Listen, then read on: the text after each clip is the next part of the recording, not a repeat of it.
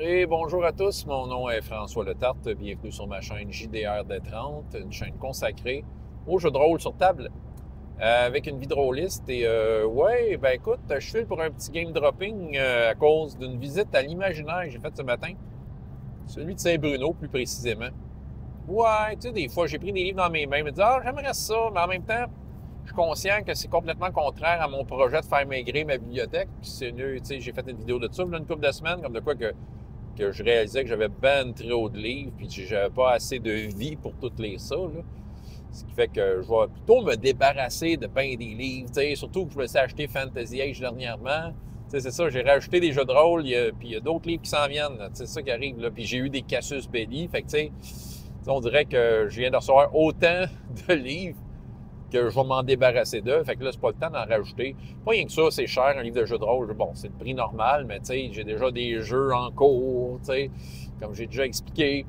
Puis, j'ai pas de temps à mettre sur des nouveaux jeux. Mais bon, je vais quand même vous en parler. Donc, ouais, j'avais du temps à perdre à Saint-Bruno par hasard. C'était pas prévu que j'aille à l'imaginaire. J'avais d'affaires dans ce coin-là. J'avais un rendez-vous. Puis, ça s'est pas mal passé plus vite que ce que j'avais prévu. Ce qui fait que, bon, tu sais, j'avais un peu de temps à tuer. J'aime ça aller à l'imaginaire, tu sais, regarder les jeux de société, tout ça.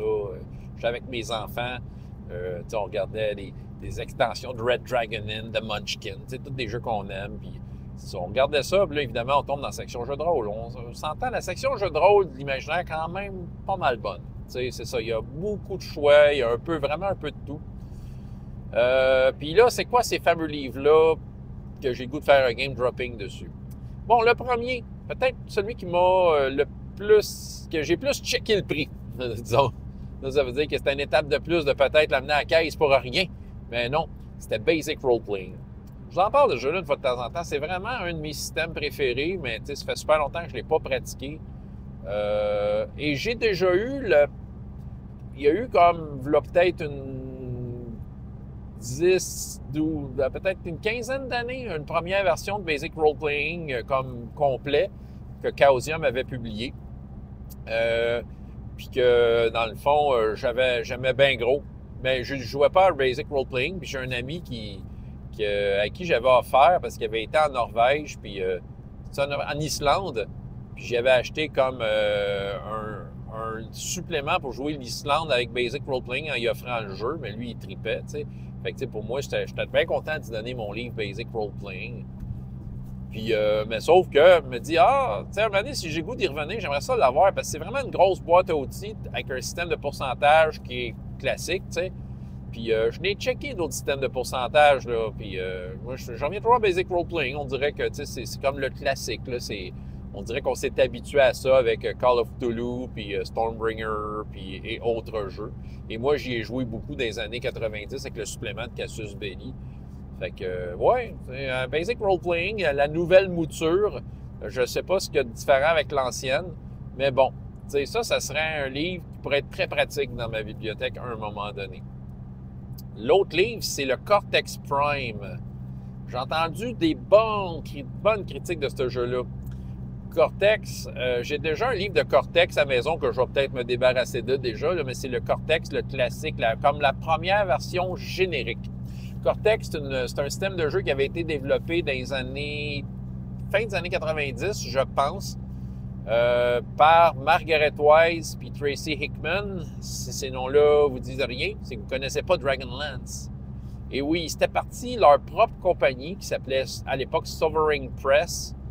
Puis il avait sorti avec, je pense, c'est Jeff Easley, ou l'autre dessinateur bien connu là, de classiques de donjons, qui avait inventé un univers puis un jeu qui s'appelait Sovereign Stone.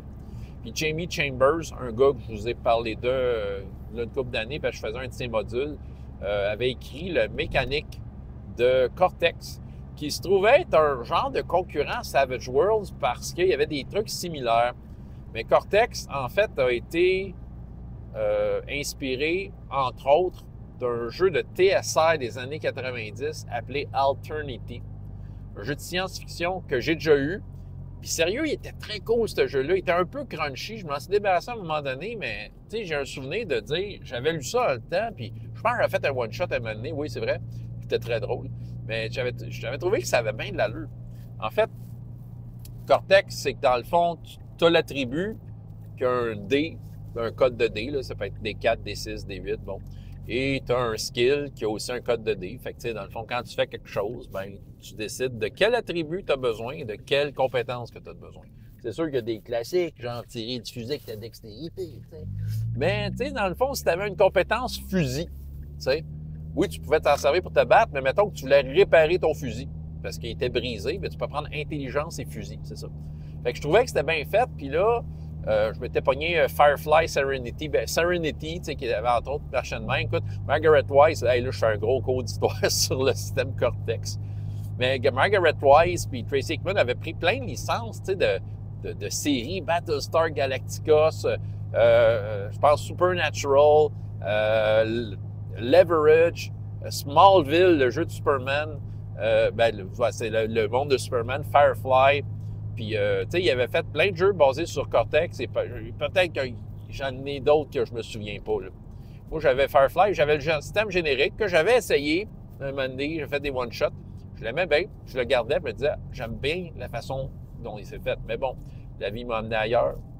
Et peut-être que je pense pas rejouer à Cortex, sauf que là, j'ai vu Cortex Prime, qui se trouve être une version très hyper évoluée de Cortex.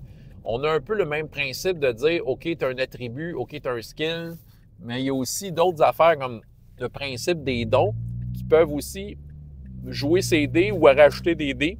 Puis dans le fond, tu lances un pool de dés, puis tu essaies de pogner un target number, mais je pense que c'est le principe de tu peux aller piger des dés là où tu en as besoin si tu es capable de bien vendre ton truc, comme de quoi, ouais, mais parce que j'ai ça, je peux le faire. C'est un petit peu principe mot-clé.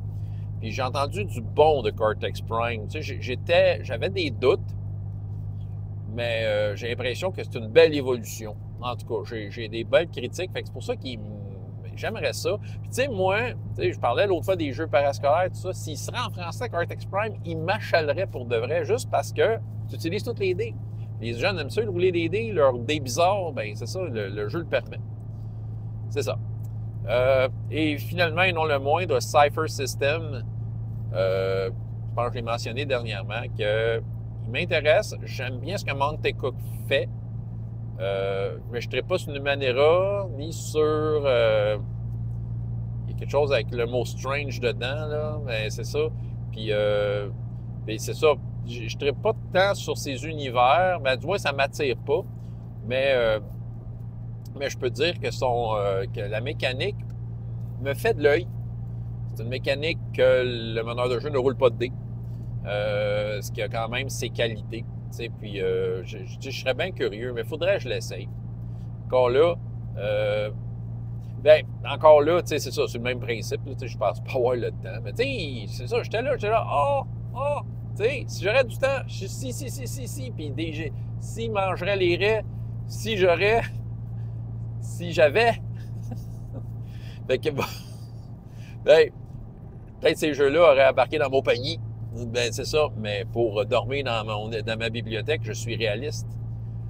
Vous remarquez que ce sont des systèmes de jeu. Moi, je suis très pro système de jeu. J'aime beaucoup le système de jeu. J'ai envie que le système de jeu fasse la suite logique de ce que j'ai dans ma tête. Puis je plug l'univers que je veux dessus. Tu sais, des jeux à univers, j'en ai, mais il n'est pas tant que ça quand je pense à ça. Tu sais, des jeux où il y a un univers précis. Ça pourrait être quasiment une vidéo, tant qu'à faire des vidéos que je pourrais faire comme des jeux à univers précis que j'ai dans ma collection. Je vais peut-être attendre d'avoir replacé ma bibliothèque pour avoir les yeux là-dessus. Mais tu sais, je pense que j'ai toujours été un tripeux de système de jeu. Fait que c'est pour ça que je regarde surtout des trucs génériques, j'en check gros. Tu sais. J'aime ça. François Letarte, JDR des 30. Et jusqu'à la prochaine fois. Ayez autant de plaisir dans la vie que dans les jeux. Au revoir.